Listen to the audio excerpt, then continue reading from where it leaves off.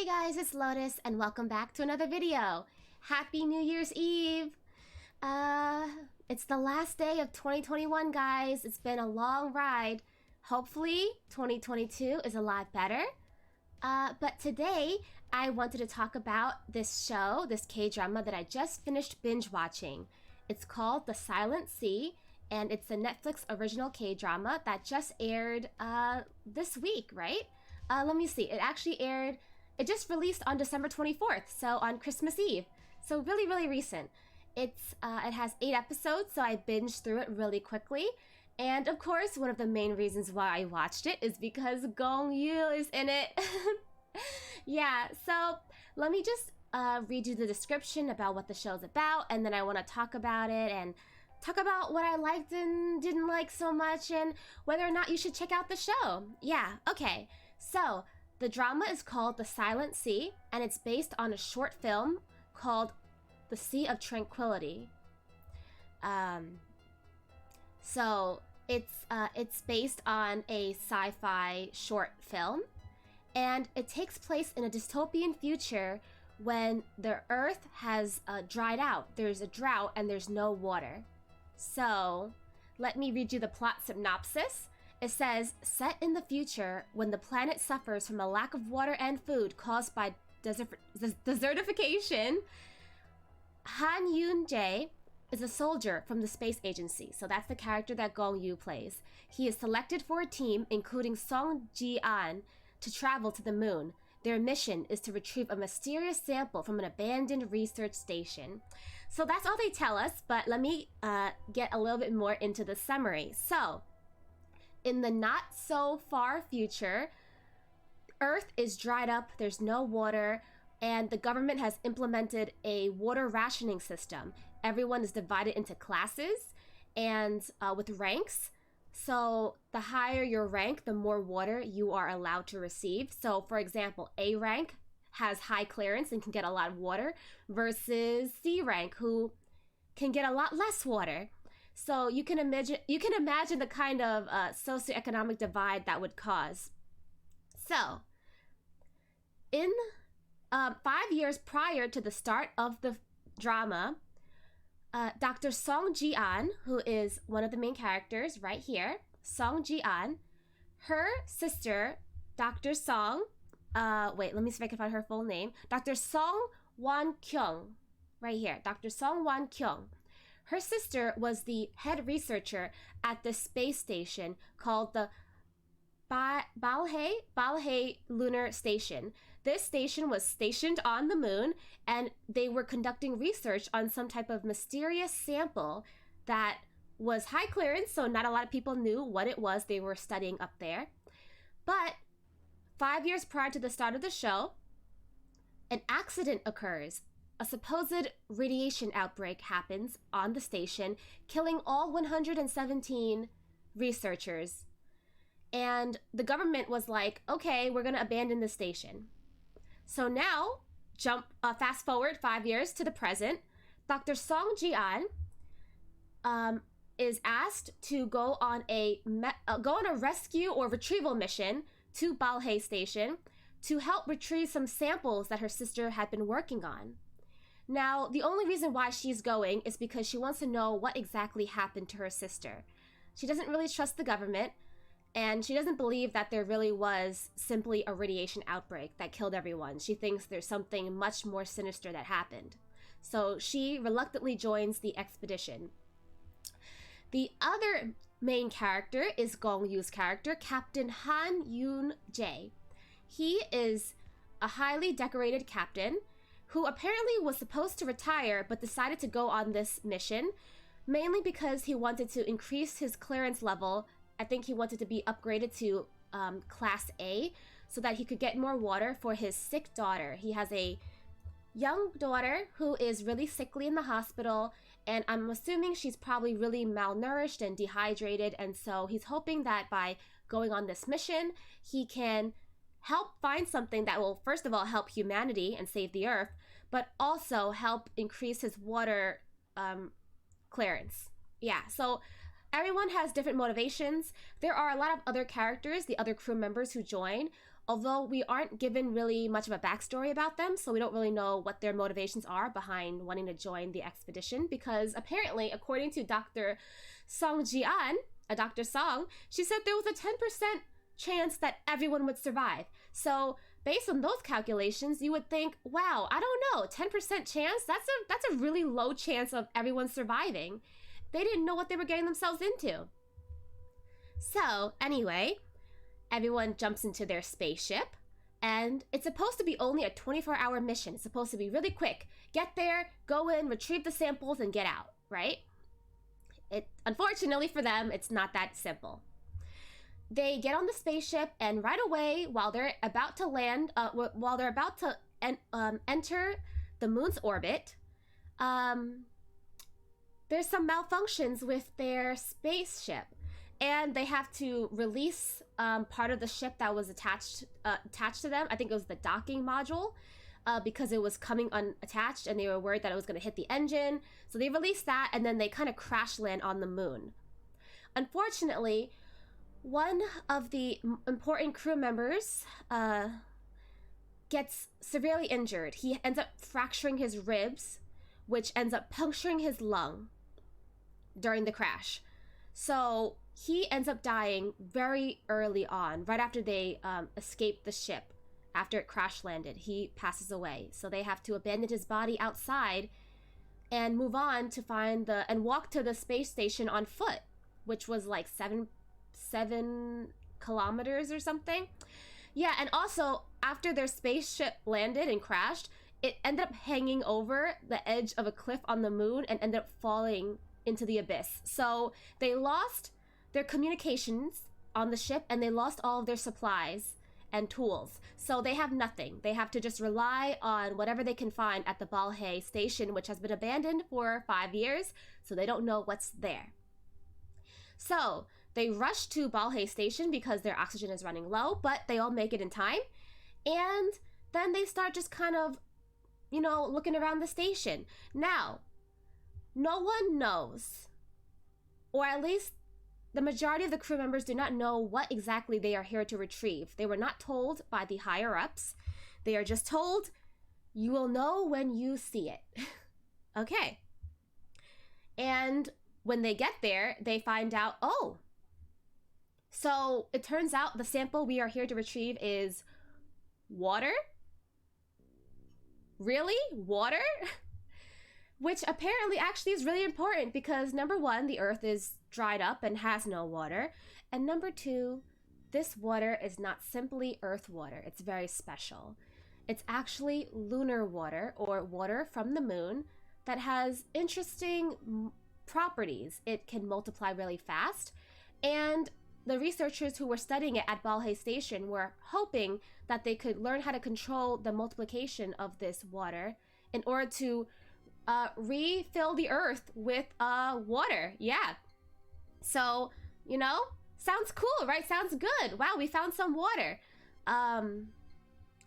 But let's just say this water is not really safe for human consumption. Apparently, this water acts as a virus. When it comes in contact with living organisms, including humans, it penetrates the skin of the humans that it touches, and then starts filling up their lungs and organs with water, quickly multiplying until the entire body is filled with water, essentially drowning the host. So, throughout the series, we see a few unfortunate crew members who end up accidentally coming in contact with this dangerous lunar water and end up drowning to death. Very, very sad. So, let me go. So that's just the main basic summary. And now they have to figure out how they are going to bring back this water safely, whether or not they should actually even bring back the water because it's very dangerous for humans to come in contact with. They haven't figured out how to control the multiplication of it. And they also find out that it wasn't actually a radiation leak that killed all the researchers here. No, no, no, it was not. It was water. Yeah, so very dangerous. Also, of course, it's not just going to be the water that's going to kill them. There's also a spy on board. someone who's actually a traitor who has hidden among their ranks. Someone is among them who wants to steal the sample for themselves. And so now we have some dangerous people on board in addition to this parasitic water. Oh, and then if that's not enough, there's also a survivor on the space station. A survivor who no one expected. So, there are a lot of external threats to these poor crew members who just want to come in, collect, and escape. How will they fare? I'm not gonna spoil who lives and who dies, but let me tell you, a lot of people die. Anyway, that's my quick summary, so let me go into what I liked. Yeah, okay. So, in no particular order, one of the pros is Gong Yoo. Of course! I love his acting so much. He always makes me super emotional in whatever role he plays. I remember watching him in a rom-com called Big. What was this? This was like 2014 when Big came out, I believe? 2012 or 2014. And he played a character where he ended up switching souls with a teenager, and so in his body he had to act like he was a teenager, and it was hilarious. Like, he really got the nuances down, and so that was a rom-com. And then of course he was in the highly regarded K-drama Goblin. I was about to say Guardian, sorry, Goblin, the Lonely God. And he plays the poor goblin who has lived for hundreds and hundreds of years looking for a way to end his miserable existence. And wow, I cried a lot in that show. And then, of course, we saw him as the cool dad, the cool dad and main character of Train to Busan, which, of course, also, you know, zombie apocalypse, and he's a father, just like he is in this drama. He's also a father here. And so you get to see him being really paternal and fatherly, which is really nice, yeah. And also really sad, because if you've watched Train to Busan, you know that it's very bittersweet. And then he made, of course, this year in 2021, he made a quick, short, but really impactful appearance in Squid Games as the salesman who plays the Dakji games with the prospective contestants. And then here, he was in this show, The Silent Sea, which I think, is this his first sci-fi show, his first sci-fi series? So I think that's really cool that he's really versatile. We've seen him in rom-coms, we've seen him in horror and thrillers, we've seen him in comedies, we've seen him now in sci-fi. I want to see what else we can see him in. You know, I'm really excited. I hope to see more of him in 2022, because there were a lot of big gaps in between dramas that he's done. So I want to see more of him. He just recently opened an Instagram account too, and he was posting a whole bunch of behind-the-scene pics of his filming from The Silent Sea. So if you want to see some behind-the-scene pics, you can go check out his Instagram. And yeah, so of course, one of the pros of this show is that Gong Yoo is in it.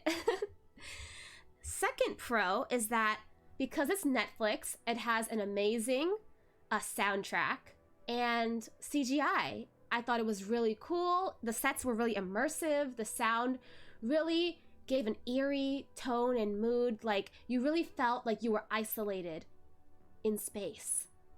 Everything was really visually impactful. Like, if you're claustrophobic, you'll feel claustrophobic by seeing some of the scenes. Like, they're constantly in vents in the space station to get around. We have doors that like go on lockdown, and then there's like everything's really dark, and there's like a bluish gray undertone throughout the series to kind of give that sterile, dark, cold aesthetic and feeling. So it really had a great setting, a really great setting. Yeah, so definitely feel like a high budget sci-fi in my opinion. Okay, another pro is that the majority of the characters, the majority of the crew members are really likable. I'll also talk about a con with these characters, but the pro of these characters is that everyone gets along pretty well. There's no really any internal conflict between crew members. Everyone is just there to do their job. No one really hates each other or has vendettas against each other, except for the spy. But, you know, I end up kind of getting quickly attached to some of these characters, especially when they started dying. I was like, oh no, don't die, please. Yeah, so you start, even though you don't know too much about them, you start to feel like, oh no, they're just here to do their job. They're not bad people. Why do they have to die? You know, it was just, they're victims of circumstance, you know, being at the wrong place at the wrong time. So you feel really sympathetic towards them. So I really liked them. There was no one that I disliked, really, which I think is really interesting and really cool, considering, you know, with a short series like this, there's always bound to be a douchey character, which there kind of was-ish, but not really. So yeah, that was a plus. No really internal conflict between crew members, and no one that I like disliked in any way. And then finally, one of the biggest pros, I think, is that it's an interesting take on the sci-fi genre. So going into the show, I had, without like just seeing the trailer, and then they don't show you too much in the trailer, so going into it, I kind of expected your typical sci-fi alien spaceship type of, you know, trope, where they, you know, they go to the abandoned spaceship, they find out that all the crew members were killed by like an alien parasite, and that they would have to try to escape and try to capture the parasite or kill it, and then like escape with their lives, right? That's what I expected. That's not what we get. We don't get any thrilling chase scenes or any alien parasites that are actively trying to hunt them down and take over their bodies. So there's no like gore. There's no gore. So if you're like not really into gore, you don't have to worry about that. Nothing too bloody. Nothing too like over the top, you know, nothing like Alien versus Predator, that type of stuff. Nothing like that, right? So you may be disappointed if that's what you were expecting, but if you were hoping for something a little different, then this is definitely different. You know, the dangerous thing on this spaceship is water. And you might be wondering, wow, how is water dangerous? You'll soon find out as you watch the show. Water, especially non-human water, non-earth water, is very, very dangerous. Yes, yes, yes. And then of course the spy will become a dangerous factor because they will also want the samples for themselves. But yeah, oh, I also really liked that they included a kind of like a social commentary in a way about like the state of the earth. Like it kind of brings into how if climate change and global warming keeps happening, how the earth will become stripped of its resources and how we'll all end up, you know, scrounging for like water and food and, you know, having to make a lot of sacrifices and stuff. So it's really interesting because it's realistic. Like it's really plausible that if we keep going in the trajectory that we are, we might end up using up all our natural resources, our water, you know, we might have more droughts. We'll have more fires. The land, the soil become dried up and stripped of minerals, so you can't grow anything anymore. And then, you know, the government will have to come in and start rationing things, and then there'll be like protests and fighting over that stuff. So it's a really realistic dystopian story plot line in that regard. So I thought that was really interesting because often when we watch alien shows, sci-fi shows, you don't really see what's going on back on Earth too much. Normally you just see they have a mission and it's already like in space.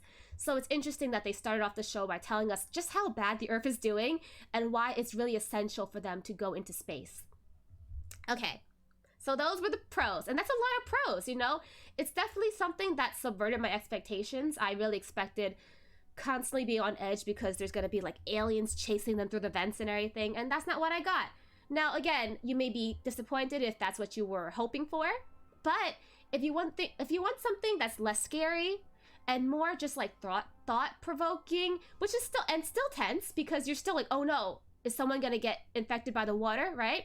Then I think you'll enjoy this show, yeah. Okay, now let me move on to a few of the cons, a few of the weaknesses I found while watching this show. Again, in no particular order, I have my list in front of me so I don't forget. So, as I mentioned, as a pro, there's not a lot of infighting between crew members, which it's relieving to see, but that on the flip side, that can be a con because then there's not a lot of drama or suspense. Oftentimes, when you're in a closed space with a lot of people, there will tend to be fights that break out. That did not happen in this series, and so there wasn't a lot of drama. So if you're someone who really wants drama and fighting and betrayal between good people, then you might be disappointed. And then also, because it's not your typical alien parasite that's like, you know, running around in the spaceship trying to kill them all, a space station trying to kill them all, then you might be disappointed that there's no really chase scenes or thrilling, heart-beating, pumping scenes. Like, they're never scared for their life. Because the water samples that they come to collect are in, like, locked vials. So, I mean, it's glass, so if they drop it and break it, that's dangerous. But if they're really careful with it, then they have nothing to really fear. So it's not really tense. It only gets really tense once they find out that there is a spy among them, a traitor among them. That's when it starts to pick up. And also when they find out that there's a survivor who may or may not want them to take the samples back to Earth. So, but other than that, you never worry for them when they're traveling around the space station, like, oh my gosh, is something gonna attack them suddenly? You know, like, why are they walking, you know, by themselves? They should walk in groups of 2 or something. Like, you don't have to worry about them. So yeah, it's a little underwhelming in terms of thriller and action. It's more kind of like the calm. It's like a calm, like, calm before the storm when there isn't really a storm happening until like the very end. So yeah, that's one thing. Also, something that I wish they did, which they didn't include, was to give us a little bit more backstory about the side characters, the non-essential crew members, I guess. Except for the 2 main characters, Dr. Song and Captain Han Yoon-jae, we don't really know why everyone else has joined this mission. Like, is it really worth 10% survival rate to join? Like, do they only join because they want to increase their water clearance level? Do they have any families back home that will miss them? You know, we don't know if any of them are married, if they have kids, if they have family, if they're doing this because they care about saving the Earth, or are they doing this because they just want to get rewards? And none of them seem like bad people. So, you know, they do want to help, you know, help their country, help the world. But at the same time, we don't get a lot of backstory about them. I want to know, like, what are the stakes that they putting in to this? Why would they join this without knowing much about the mission, you know? The higher-ups would not tell them what they were here to retrieve, but none of them seemed to ask any questions. They were just like, yes, sir, got it. We will go and retrieve. That's it. I mean, of course, we know that once we find out who the traitor is, we know that the traitor has a mission, which is to steal the samples from the station and hand it over to some mercenaries. But other than that, we don't know what the other crew members are thinking or why they are here. I still like them. I still ended up being attached to them and didn't want them to die. But I don't know who they are as people, you know? So that was a little sad, but I guess it's because the series is really short. It's only 8 episodes, so maybe they didn't have time to include all of that. But I wished I saw some more personal conversations between the characters, like them talking about their life on Earth, them talking about, oh, they miss like their family, or they miss this, they miss that. But they didn't really have any small talk. They were just always talking about the mission. And another con that I had, this one's small, it's minor, it's not really important, but I tend to wonder about these type of things. We never see the characters eat or sleep while they are at the Balhae space station. Now, I don't know how much time has passed, but I am assuming that they are there for a couple of days because their spacecraft ended up falling over the edge of a cliff, and so they are stuck at the Balhae space station, hoping to get communications back up so that they can get a rescue ship to come pick them up.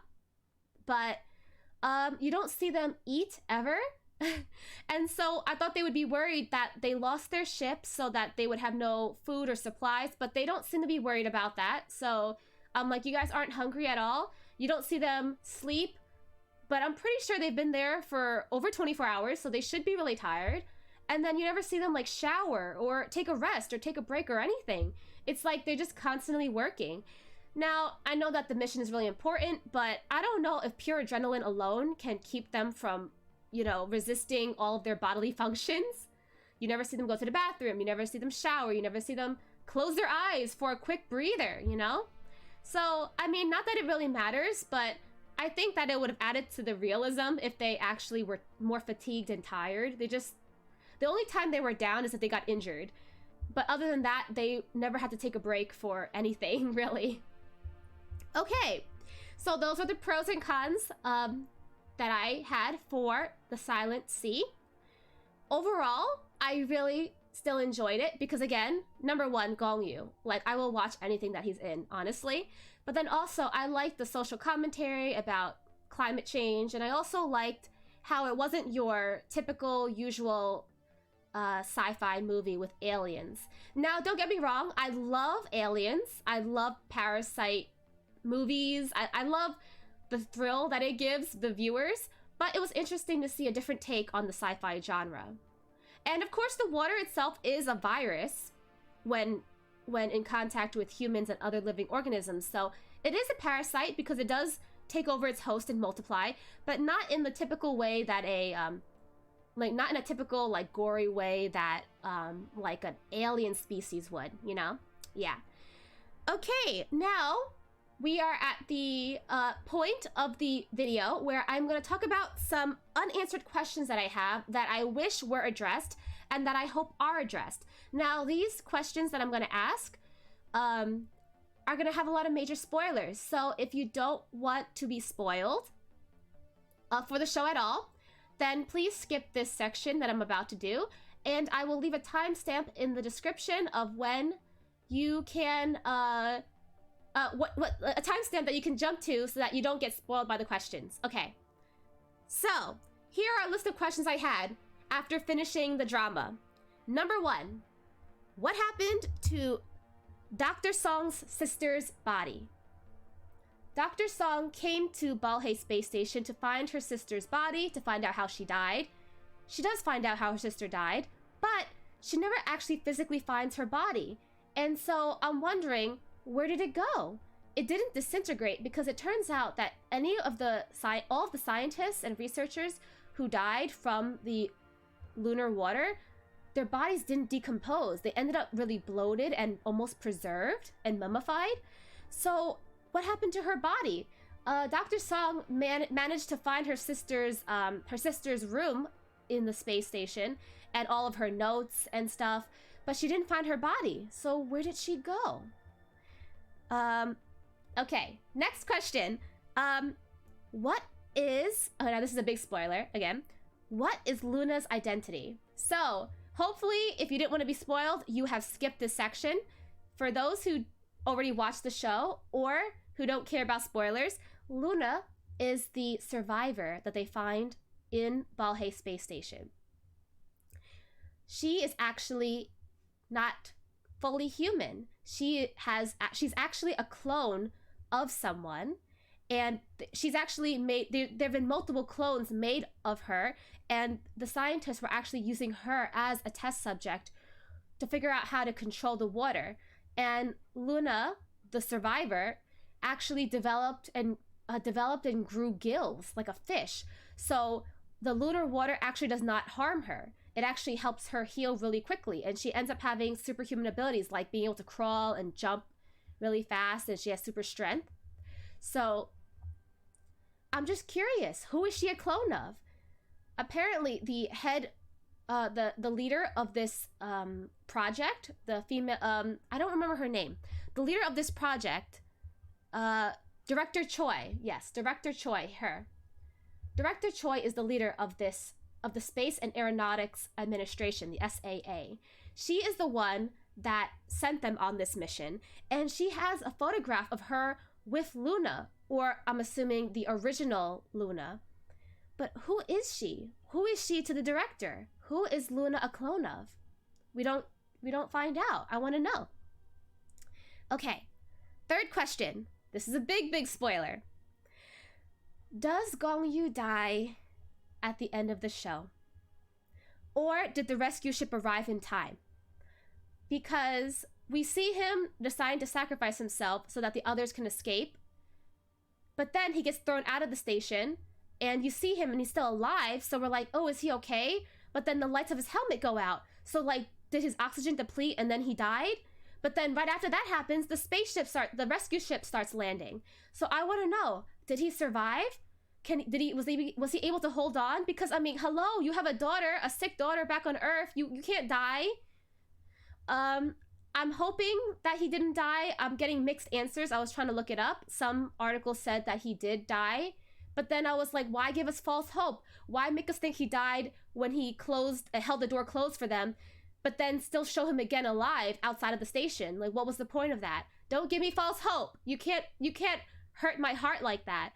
So I want to know, did he really die, or was he able to hold on and the spaceship that came to rescue them was able to retrieve him and save him? I hope it did. I don't want him to die. He's always sacrificing himself and leaving his daughter behind. Yeah. And then also a follow-up question to that is, what will happen to Gong Yu's daughter? Cue Train to Busan flashbacks. If he does die, who's gonna take care of his daughter? I'm so worried about her. She's like really sickly, and she was really worried about her dad going on the expedition, but he told her everything's gonna be okay. And I'm like, well, how is she gonna react? What is she gonna do when she finds out her dad may have died? Come on, Gong Yu, please. And then my final question is, looking at my list, what will happen to Luna the clone and the lunar water samples that they retrieved from the Balhae space station after boarding the RAA ship, the rescue ship? Because knowing Director Choi, she would plan to take the clone and the samples and hide her away in like a secret, no access facility and continue to conduct experiments on her, which of course Dr. Song does not want to happen. She got really attached and close to Luna, and she doesn't want to see her experimented on anymore. So her idea was to instead of going back to Earth, try to take Luna and the water samples to the International Space Station, which is supposed to be neutral territory because that station is shared by multiple countries on Earth. And so the RAA in South Korea can't monopolize the samples or Luna. But because they were rescued by an RAA ship, we don't know, will they be taken back to Earth, or will they be able to make it to neutral international territory and Luna won't end up being used as a guinea pig anymore? They ended it right when the rescue ship, touched down and made landing. So we don't know what happens to all the characters after that. Or the surviving characters after that. But yeah, those were just a bunch of questions that I had after finishing the show. A lot of them are probably not going to be answered because they purposely left it off to be open-ended. I don't know if they are in talks for season 2. I think it's possible for season 2. I don't know what direction they would take it in. And because a whole bunch of the characters died, they'd have to bring in a whole new cast. If Gong Yu is dead, then what's the point? No, I'm kidding. If Gong Yu is dead, then they'll have to just find a new leading man. Or if he's not dead, which I really am hoping that he managed to hold out until this rescue came, then he's able to reunite with his daughter. I'm Train to Busan flashbacks, guys. But yeah, okay. So, end the spoilers. End the spoilers. I will leave the timestamp here. End the spoilers. But overall, I liked it. I know that people had mixed reactions and feelings towards it. I know that some people were comparing it to Squid Games because, it came out shortly after Squid Game came out, and people were like, and you know how big Squid Games was, right? It was like a huge, international phenomenon. Some people was hoping that it would be as big as Squid Games. I don't think it is.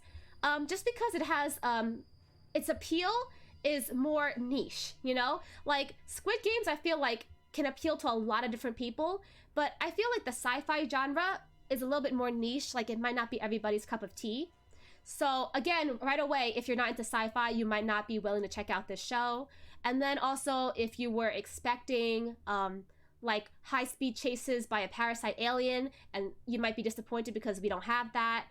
But if you want something a little different, a different spin on sci-fi and space, I think you will find that it was really good. I actually really enjoyed it. I liked all of the side characters. I wish I learned more about them. Unfortunately, I guess there was not enough time for that, but I'm pretty happy with what we got. And of course, again, I'm just happy to see Gong Yu on the silver screen again. So that's a plus, you know. Just seeing him as a salesman in Squid Game was not enough. I needed to see him in a leading role, okay? Which, by the way, the director and writer and Netflix of Squid Games he confirmed that they are in talks for season 2 and season 3. So I'm hoping that Gong Yu as the salesman or as a different character makes a bigger appearance in season 2, because, you know, he survived that show. He didn't die. They just teased us with him, so I hope he has a bigger role in the sequel. So, what did you guys think? Have you guys seen The Silent Sea? Do you plan to watch The Silent Sea if you haven't seen it yet, or are you not really interested? Is sci-fi not your cup of tea? Which is fine, you know, everyone has different likes and dislikes and different interests. But I hope that me talking about it has got you intrigued even a little bit to, you know, if not check out The Silent Sea, then check out some of Gong Yu's other shows or other things he's been in, because he's an amazing actor. But yeah, other than that, I hope you guys enjoyed my little review, analysis, discussion of The Silent Sea. You can watch it on Netflix. I will link everything in the description. And happy New Year's Eve, guys. I hope to see you again in the new year. And I hope you guys are happy, safe, and healthy. Until next time, guys. Bye-bye.